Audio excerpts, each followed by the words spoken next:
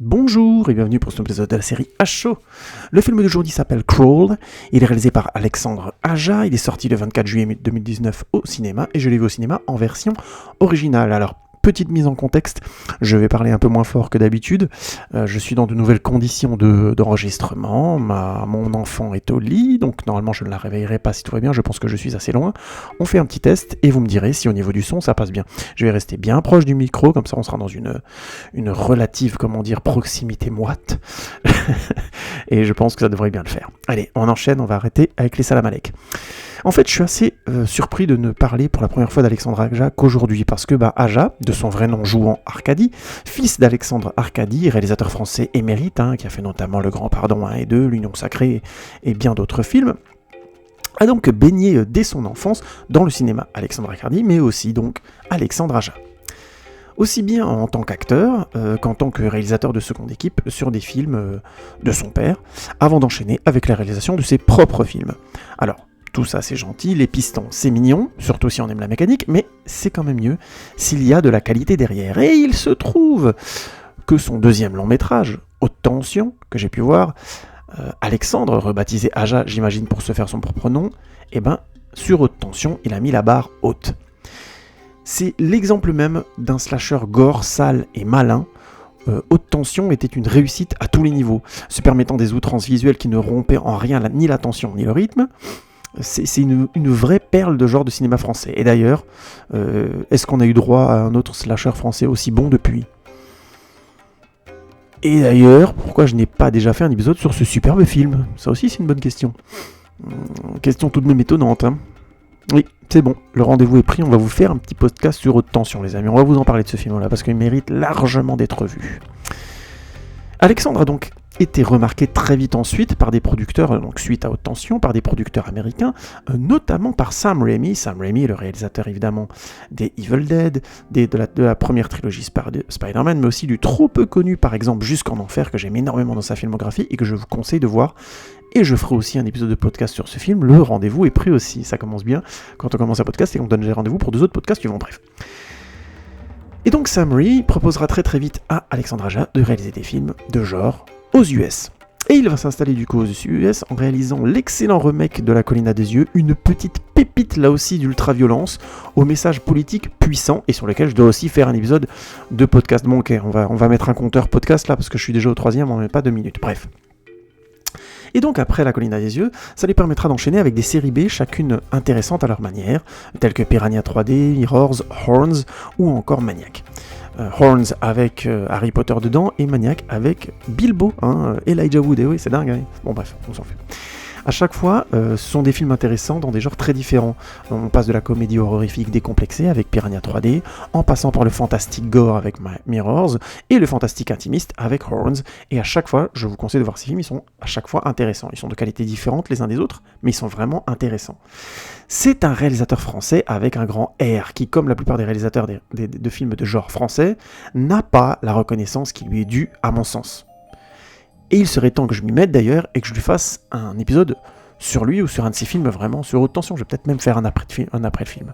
Après, je vous dis ça souvent sur plein d'épisodes. Ça fait longtemps que j'ai pas fait un épisode avec de l'image. Pour la petite info, je suis en train d'aboutir enfin le montage son de mon prochain épisode d'après le film qui va être monstrueux, qui va être découpé en mon avis en 4 ou 5 épisodes. Mais je n'en dis pas plus. On va avancer, suspense, on va bien s'amuser. Ne vous inquiétez pas. Entre-temps, je sortirai des podcasts pour faire patienter. Et oui. Le rendez-vous est décidément pris. Décidément, c'est mieux. Et donc, le revoilà, le bon vieux Alexandre, toujours avec une bonne vieille série B de genre, et ça fait plaisir. Donc, avant d'enchaîner, le pitch de Crawl. Alors qu'elle vient de perdre les qualifications dans son équipe de natation, Hailey est appelée par sa sœur qui n'arrive pas à joindre leur père. La maison de leur enfance est dans une zone qui va subir un ouragan titanesque, et la sœur d'Hailey est convaincue que leur père peut s'y trouver en dépit des alertes et autres demandes d'évacuation. Hailey se rend sur place malgré les barrières de police et après quelques recherches, elle découvre son père gravement blessé. Alors qu'elle essaye de l'évacuer, elle découvre bien vite que ce qui a causé la blessure de son père est un monstrueux, un énorme alligator. Et alors qu'elle tente d'évacuer son père, l'alligator lui mord la jambe. Hailey et son père sont désormais coincés dans un sous-sol que l'ouragan inonde de plus en plus, avec l'un des prédateurs aquatiques les plus redoutables au monde, et qui est bien décidé à les dévorer tous les deux. Alors la première finesse qui m'a de suite plu, c'est le titre.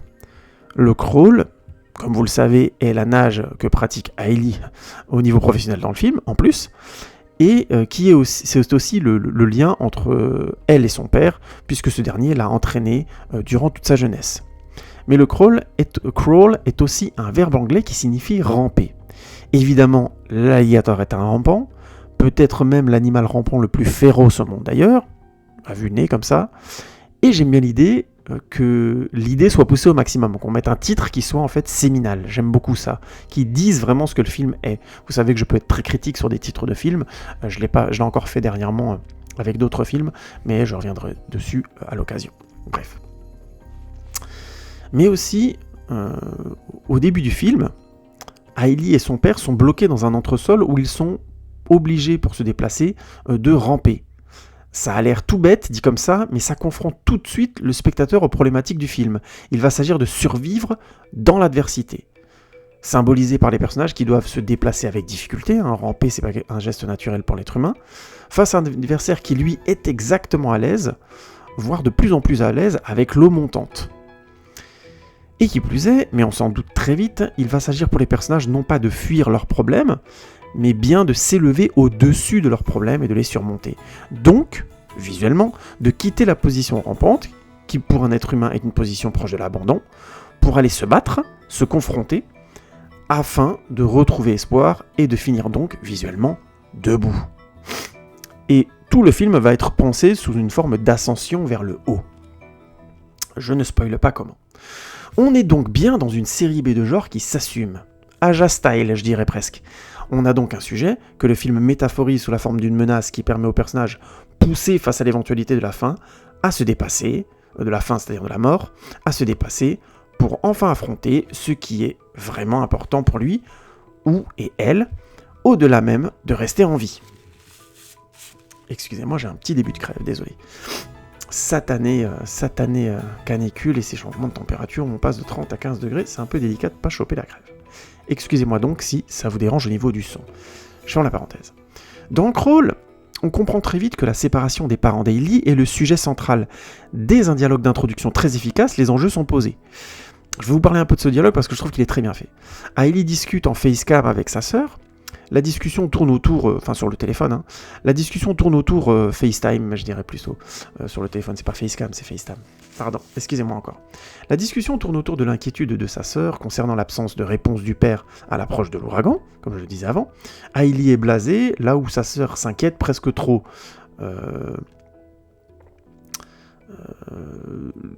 Leur père est visiblement un mec solitaire, têtu et visiblement dur sur ses principes. Donc, les deux sœurs en viennent évidemment à se reprocher l'une l'autre d'être trop indifférentes pour Hailey et trop indiscrètes pour sa sœur. Évidemment, la séparation de leurs parents les affecte, et si leur mère semble refaire sa vie, ce qui affecte beaucoup Hailey, leur père semble lui stagner plus dans la maison de leur enfance, ce qui affecte beaucoup Hailey. Évidemment, l'appel se finit sur un malaise léger, Hailey promettant d'aller vérifier si leur père va bien, mais avec réticence, sans oublier de reprocher à sa sœur son éloignement de toute la famille et du fait que techniquement elle laisse la responsabilité de gérer ça à Hailey. Je disais que le premier dialogue finit forcément sur un malaise léger parce que c'est l'introduction du film et que le film est efficace et qu'il perd pas de temps à mettre en place les enjeux et surtout on fait pas un premier dialogue de film qui se finit de manière ronde, de manière tout est réglé, parce que sinon le film il est pas lancé, il faut réintroduire une deuxième fois. Or là justement, Aja a l'intelligence de vouloir gagner en efficacité. J'insiste tout de suite, il n'a pas écrit le scénario, d'habitude il travaille plutôt avec un gars, j'oublie son nom, zut, avec qui il travaille sur beaucoup de films. Là c'est un scénario, qu'à mon avis, qui lui a été imposé par la production et qu'il a dû avoir envie de faire. Je pense que tout doucement il peut avoir un peu son petit mot à dire, puisque c'est un gars qui a réalisé des films qui fonctionnent plutôt bien, et ça fait un petit moment qu'il fait des petits films de genre aux États-Unis qui marchent bien, sinon ça ferait un moment qu'il ne le produirait plus, ou que ces films ne sortiraient plus au cinéma encore, ce serait du direct de TVD, ce genre de choses. Ce n'est pas le cas du tout. Ça veut dire que ça marche bien, et que donc avec ses producteurs, il arrive à avoir un certain dialogue, un certain échange, nonobstant il n'a rien à voir avec le scénario de ce film, ils ont été écrits par le couple Rasmussen, si je ne dis pas de bêtises, et je n'ai pas vu leur filmographie. Je corrigerai ça dans une prochaine vidéo, éventuellement, si c'était un manque énorme. Ou alors, vous pouvez me le dire aussi, si vous pensez que j'aurais dû m'intéresser à la filmographie des Rasmussen, mais je n'ai pas eu le temps dans l'écriture de cette réplique, donc je fais très mal mon travail, il faudrait bien d'arrêter d'écouter ce podcast. Vous êtes encore là, vous êtes très gentil, donc on continue. L'échange donc entre Hailey et sa sœur est bien écrit et met clairement les enjeux en place, mais c'est surtout la mise en scène de la séquence qui m'a plu. C'est un chant contre chant classique qui rythme l'échange de paroles, mais c'est l'utilisation de l'espace dans le cadre que j'ai beaucoup apprécié. Dans le chant, Hailey se change en plan serré épaule, alors que d'autres femmes passent derrière elle. Elle est dans un univers, c'est un vestiaire féminin puisqu'elle sort de l'entraînement, de cette fameuse qualification de natation. Elle est dans un univers où tout bouge de manière rapide et efficace autour d'elle. Tout le monde semble seul, Hailey encore plus à être seule dans le cadre. Et la dominante de teinte est un bleu de piscine volontairement froid. Le monde d'Hailey est privé quasiment de chaleur. Et pour accentuer cet effet, je crois même que les bords du casier enferment chaque bord du cadre, ou dans le champ où on voit Hailey, insistant sur la sensation qu'Hailey est enfermée dans sa solitude, dans un monde de compétition froide, sans famille. C'est très fort, elle est vraiment seule. Le contre-champ est sur le téléphone d'Hailey, posé dans le casier, qui est sombre, et où il y a le strict minimum. Et dans le téléphone, il y a sa sœur qui tient son enfant dans les bras, dans ce qui semble être une cuisine en bois chaleureuse, un parquet orange, de la lumière de soleil forte. À première vue, on dirait un contraste un peu grossier. Une sœur forte mais seule et triste dans le bleu, face à une sœur douce et heureuse mais naïve, et qui juge de loin dans le orange. Vous voyez le genre, quoi, qui est un peu dans un rêve, côte 2. Mais le cadre nuance vraiment cette sensation. C'est là où on sent la finesse de réalisation chez Aja, je trouve. Hailey est grande dans son cadre. Elle est certes enfermée par le cadre du casier, par son monde de compétition, mais elle s'y confronte déjà. Elle a une présence dans le cadre qui dépasse le cadre. A l'inverse, sa sœur est dans le téléphone, dans le casier, avec son enfant sur les bras. Elle est quasiment en plan américain, je crois qu'elle se filme quasiment. Elle est dans un nid douillet quelque part, loin des problèmes d'Hailey et de son père. Et qui plus est, on apprend à la fin que c'est un choix qu'elle a fait, alors que visiblement Hailey lui demandait de rester à proximité et qu'elle s'est éloignée volontairement. C'est pour ça qu'elle lui reproche d'être loin à la fin de la discussion. Et de facto, elle est loin dans le cadre du téléphone, dans le cadre du casier et dans le cadre du cinéma. C'est impressionnant comme le changement de valeur dans le champ et le contre-champ est impressionnant. La sœur est vraiment en plan américain, donc au niveau des genoux, ça coupe au niveau des genoux, on l'envoie en entier avec son gamin dans les bras, alors que Hailey est très proche du casier, elle a la tête, je crois, c'est un plan serré épaule, elle est vraiment beaucoup plus forte déjà à l'image. Et d'ailleurs, pour la petite parenthèse, les nombreux coups de téléphone que passe la sœur pour avoir des nouvelles de son père indiquent qu'elle regrette d'être loin. Elle surcompense en appelant presque trop pour être impliquée. Vous voyez, c'est le genre de finesse qui fait que le film est bien écrit. Mais évidemment, elle ne peut pas être plus près parce que être loin, c'est être loin. Et ça, c'est bien écrit, je trouve. C'est pas forcément... Le scénario a des défauts, mais ça, c'était une chose qui était bien faite, je trouve. Je rajouterai à la finesse de cette scène, je suis pas certain, mais il me semble que la séquence ne se finit pas sur le casier d'Hailey qui se ferme, par exemple, sur l'image, qui donne un écran noir. Ce qui aurait été une facilité visuelle et qui nous aurait coupé d'Hailey. Non, désormais, dans le film, à ce moment-là, on va suivre Hailey de près jusqu'à ce qu'elle trouve son père. Et il était donc cohérent de ne pas nous séparer d'elle spatialement, mais plutôt nous enfermer la sœur qui, par définition, s'est éloignée du problème et a laissé Hailey le gérer tout seul. Et par contre, à l'inverse, le thème du cadre et de la distance par rapport à l'autre va régulièrement être présent dans le film. Le cadre des fenêtres, des trous dans l'entresol, au travers des tuyaux, pour épier l'alligator. On est toujours à distance de quelque chose qu'on essaie de voir, mais on n'est jamais proche. Mais aussi pour tenter de rentrer en contact avec d'autres personnages qui seront dans le film. Ou quand le père et la fille rentrent en contact, souvent les plans deviennent beaucoup plus similaires et ils sont tous les deux dans le cadre. Ils sont vraiment en contact l'un avec l'autre. Il y a une sorte de contraste qui est volontairement accentué par rapport au fait que la sœur est loin du problème. Et le film pointe d'une certaine manière vraiment le choix discutable de la sœur de ne pas avoir su rester en contact. Excusez-moi pour ces bruits de papier, c'est mon petit mouchoir, je suis vraiment désolé, j'ai plus de rhume que j'aurais cru. Excusez-moi encore pour le dérangement. Parce que oui, Hailey et son père étant piégés dans leur maison, il s'agit bien d'un home invasion. C'est-à-dire un film où il y a une maison comme ça qui est prise d'assaut par un assaut extérieur. Et donc, tous les codes du genre sont là. Le lieu familier qui devient dangereux, agressif, mystérieux, la prison dont il est impossible de sortir, hein, le prédateur qui prend le contrôle de l'espace, l'aide extérieure qui ne peut rien faire, les personnages qui assistent impuissants au meurtre des autres personnages qui essaient de les aider, etc., etc. Donc tous les codes, grosso modo, du Home Invasion sont présents, mais il y a aussi quelques finesses que je tiens à souligner, parfois un mot original, comme l'effet de sortir de la prison pour finalement en découvrir quelque part une plus grande, qui a un effet qui est plutôt réussi, pas forcément bien amené, mais qui est plutôt réussi, mais aussi des effets plus originaux, comme l'assaillant n'est plus seulement au bout d'un moment l'animal, mais aussi la nature. Je ne spoilerai pas, mais je trouvais que ce retournement des choses était aussi intéressant, en termes de sens, il y avait quelque chose de l'ordre de l'action divine, mais je trouve pour le coup assez cohérent. C'est-à-dire les personnages sont obligés de se confronter jusqu'au bout à ceux qu'ils doivent se confronter. Donc là, j'aime bien l'idée, j'aime bien le travail sur les symboles du film est plutôt réussi à ce niveau-là, mais je reviendrai plus tard sur d'autres symboles si j'y pense. Comme vous avez compris, j'en suis déjà à parler des éléments qui composent un Home Invasion. Donc ça veut dire que le film est bon, voire très bon. C'est plus compliqué, c'est plus compliqué. Concernant d'abord la structure du Home Invasion que le film prend, je trouve que le film fait plusieurs faux pas. Déjà, je spoil à peine, mais très tôt, voire trop tôt, je pose la question, il me semble que c'est trop tôt dans le film, on découvre qu'il n'y a pas qu'un seul alligator dans la maison, qu'ils sont plusieurs, qu'il y en a 2 déjà, et très vite encore après, qu'il y en a même beaucoup dans le quartier. L'idée aurait été vraiment sympa et effrayante si on avait eu le temps de trouver un seul alligator très difficile à tuer. Vous voyez ce que je veux dire, prendre ce temps pour que le monstre ait l'air implacable. Ils arrivent à le battre un peu trop tôt dans le film, donc on sait qu'il y a un problème, et là on se rend compte qu'il y a 15 monstres d'un coup. Ça a l'air tout con, mais il y en a 2, et d'un seul coup on se rend compte qu'il y en a 15. C'est ce genre d'effet qui est très efficace pour rendre la situation vraiment désespérante. Or le film ne prend pas le temps d'asseoir assez le côté monstrueux d'un alligator. Et du coup, la multiplication des menaces ne crée pas l'effet escompté. L'objectif, ce serait, comme je disais avant, de désespérer le spectateur en rendant la situation impossible. Jusqu'à même que le spectateur se dise « Non mais comment ils vont faire d'être hackés pour les personnages ?» Faut pas arriver au moment où le spectateur se dit « Bon, bah, de toute façon, ils s'en sortiront jamais, c'est évident. Et s'ils s'en sortent, c'est ridicule. » Il faut essayer de maintenir cet équilibre, c'est pas facile du tout, où on se dit « Oh merde, on est vraiment avec eux au point qu'on se dit « Non mais il faut qu'ils s'en sortent, même si ça a l'air impossible. » En l'état, on se dit juste que la situation va être plus compliquée, ce qui est quand même un poil moins intense. On comprend que ça va être compliqué, mais ça gagne pas la lourdeur de conséquences que ça devrait avoir. Cela s'adjoint aussi à un autre souci concernant les blessures des personnages. Ça aussi, c'est une ficelle classique du Home Invasion. Les blessures qui compliquent la survie du personnage, mais qu'il doit soigner avec les moyens du bord. Hein. Vous voyez le genre, quoi. Il n'a pas le temps d'aller dans la salle de bain ou de choper sa trousse, de se nettoyer la plaie, blablabla. Vous voyez, donc ça emmène plein de soucis. En général, ce qui est fun, c'est, il me semble, il y a 2 options.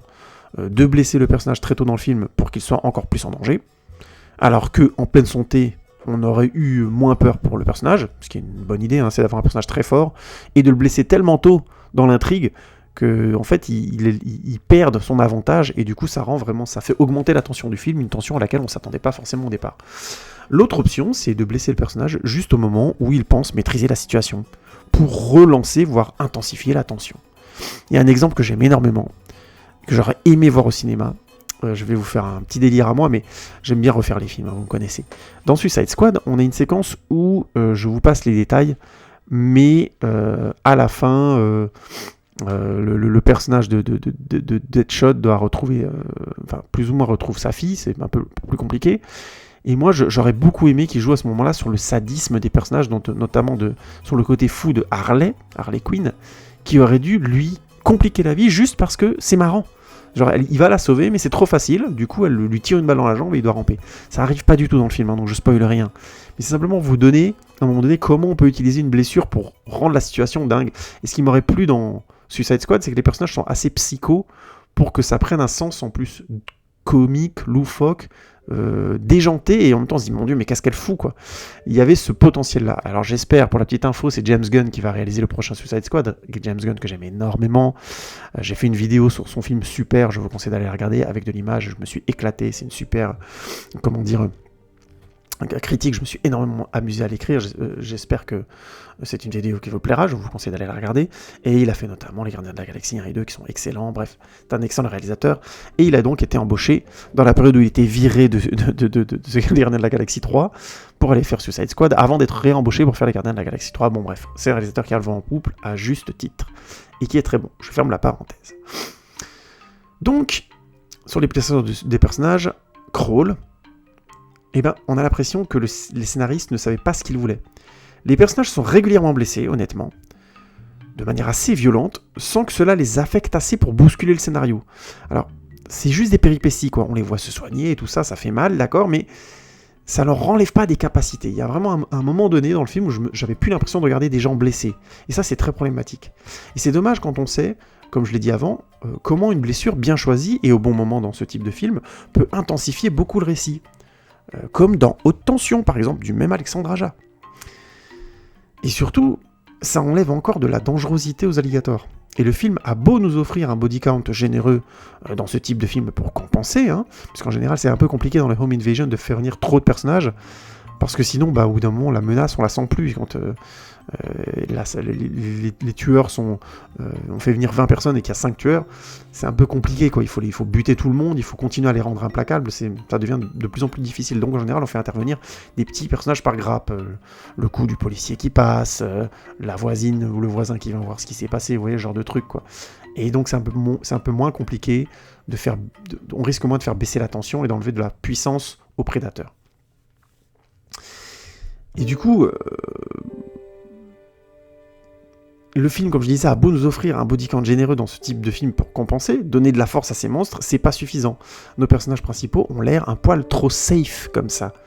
J'aurais presque voulu que le film soit un peu plus sadique avec eux pour gagner en densité et en intérêt. Ça lui aurait fait du bien, en fait, en termes de scénario. Et du coup, on n'est pas assez inquiet pour eux. Est-ce que Crawl est mauvais pour autant ? Non. Je pense pas. Je trouve qu'il donne malheureusement trop le bâton pour se faire battre, avec les éléments que je donnais avant, et je pense qu'il y a beaucoup de gens qui ont dû déconnecter du film et qui doivent le trouver mauvais à cause de ça. En faisant court, comme je le disais, une créature peu menaçante face à des personnages trop résistants, pour faire gros, c'est un mauvais combo hein, pour un Home Invasion. Vraiment. Mais, j'insiste, le film n'est pas désagréable pour autant. Aja s'est réservé des petits moments de tension à base de « Où est le monstre ?», qui fonctionnent assez bien, ou encore de poursuites désespérées dans l'eau face à des créatures aquatiques, qui marchent assez, je trouve. Les différentes séquences comme ça fonctionnent plutôt bien. Sans compter que le film a son lot aussi d'effets gore, à base d'attaques d'alligators, et de blessures quand même bien craspec. Le récit se suit donc sans déplaisir, notamment avec des effets spéciaux d'alligators que je trouve pour le coup très réussis, mais aussi avec des décors parfois excellents, notamment les sous-sols, mais aussi parfois, faut le dire, quand même, parfois qui font un peu studio, notamment la maison dans l'ouragan, je trouve qu'elle fonctionne pas toujours. J'ai eu l'impression par moments de les voir dans un studio et je sais pas, peut-être que c'est moi qui ai l'œil tordu, mais j'ai vraiment eu cette impression. Ah oui, j'allais oublier, mais je tiens à ajouter que j'ai trouvé aussi le casting principal impliqué et crédible. Hailey et son père, joués par Kada Scodelario et Barry Pepper, sont impeccables. Elle, en sportive solitaire qui en veut à ses parents de se séparer comme une grande enfant, et lui, en père alcoolique, adepte du survivalisme qui a éduqué ses filles avec une philosophie de battant, alors qu'on arrive à un moment où lui n'arrive plus à se battre depuis longtemps, ça fonctionne, vraiment, je trouve que les deux acteurs sont très crédibles, leur relation est belle, et même si le film n'arrive pas toujours à placer subtilement leurs échanges, le sens du récit fonctionne plutôt bien, je trouve. Alors je pinaille un peu ici, hein, ils ont des dialogues logiques sur leur relation, quand ils pensent notamment qu'ils vont mourir, c'est des bons moments ça notamment. Il y a juste un moment où, en pleine fuite, et alors qu'ils sont blessés tous les deux, où la situation est vraiment critique, le père commence à évoquer pourquoi il tient à cette maison. Et ça, non seulement je trouvais que ça ressemblait pas au personnage qui visiblement a une certaine... c'est un survivaliste, quoi. C'est un mec qui pense vraiment dans le concret. Donc le voir d'un seul coup déballer des trucs à ce moment-là, j'ai pas trouvé ça très logique. Mais en plus, c'était clairement pas le moment. Je trouve que c'est assez flagrant que c'est pas le moment. C'est un des rares moments où je trouve que le film était de manière assez flagrante, écrit de manière déséquilibrée. Mais globalement, même si le récit et ses finesses d'écriture m'ont plu, c'est un scénario qui aurait mérité d'être un peu plus écrit. juste pour rendre tout ça plus concis et éviter des ficelles un peu trop lourdes comme l'utilisation du meurtre des coupables, qui n'est qu'un outil pour montrer ce que fait le monstre. Je mets le coupable entre guillemets, je veux vraiment pas spoiler, mais c'est pas la scène la plus subtile du film, franchement, quand on va dire les victimes secondaires se font buter. Je trouve que ça apporte pas grand chose au film et on n'y a pas vraiment de suspense sur ce qui peut leur arriver en plus, c'est pas très bien amené. Bref, en conclusion, je dirais que j'ai pas passé un mauvais moment devant Crawl. Les acteurs sont convaincants, comme je le disais, il y a quelques moments de flip que j'ai trouvé sympathiques, et le récit est cohérent sur le trajet des personnages principaux, amenant à une image de fin notamment dont j'aime le sens, et le sens esthétique. Je la spoilerai pas ici, mais je trouve que c'est du bon taf. Je trouve que les différents symboles, comment les personnages sont blessés notamment, est cohérent, et plutôt bien amené. C'est quelque chose qui a bien servi ce film, je trouve. Nonobstant, et malgré tout le bien que je pense d'Alexandre Aja, j'insiste, matez ces films, c'est un réalisateur très intéressant, et même Crawl est son moins bon film, à mon avis, à ce jour. Les personnages sont beaucoup trop résistants, je trouve, par rapport aux blessures, ce qui enlève beaucoup de sensations de danger au spectateur. Le récit sait qu'il fait un home invasion, je trouve, tout en utilisant mal les codes, ou en les utilisant trop rarement bien, en fait. Avec en tête notamment la bonne idée de multiplier la menace, mais qui finalement arrive trop tôt pour concrétiser la force du monstre, et en plus utilise mal les suspens successifs et très efficaces que peut créer une relance de l'intrigue du genre il y a plusieurs Freddy, il y a plusieurs Jason, il y a plusieurs Michael Myers, il y a plusieurs il y a plusieurs Ben Stiller, bon je déconne, mais vous voyez ce que je veux dire, quoi. Il y a un moment donné, cette capacité à multiplier, à faire augmenter la tension par la multiplication des menaces, c'était une bonne idée, elle est mal graduée et mal comprise, j'ai l'impression. Et surtout, je pense que Aja peut mieux faire avec un monstre pareil et un home invasion en général. Vous avez remarqué que la plupart de mes critiques vont non pas vers la mise en scène, mais vers le scénario. Encore une fois, je me demande s'il a pu dire quelque chose sur ce scénario, parce que je pense qu'il a vu les faiblesses de son scénar et qu'il a essayé de les compenser de différentes manières. Je ne pense pas qu'il y soit parvenu. Et du coup, je vous enjoins quand même malgré tout à aller voir ce film, mais sous quelques conditions. Déjà, il ne faut pas s'attendre à un chef-d'œuvre, c'est un honnête film de flip, point barre.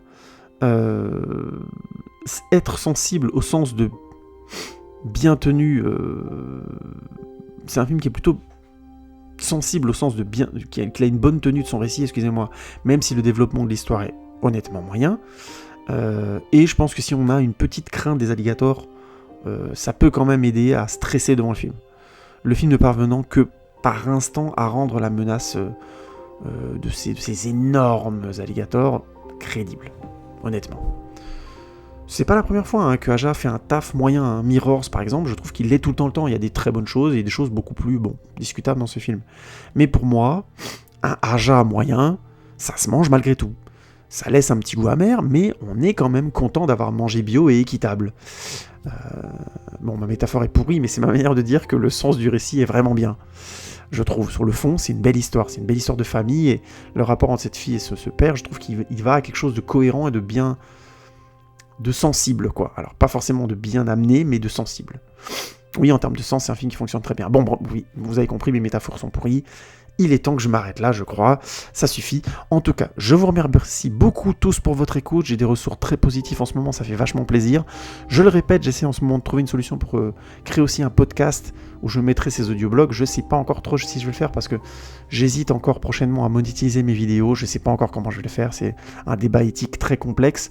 Et du coup, je pense que je préférais qu'on écoute les podcasts sur YouTube, même si c'est moins pratique, parce que ça pourrait me ramener des petits sous-sous. Vous me dites ça, j'ai 30 abonnés, donc c'est ridicule, vous avez tout à fait raison, c'est pas pour tout de suite, mais c'est pour vous dire, je me pose la question. Mais pour l'instant, je suis très heureux des retours qui sont faits, je vous remercie vraiment beaucoup tous, ça me motive à mort, je suis très content.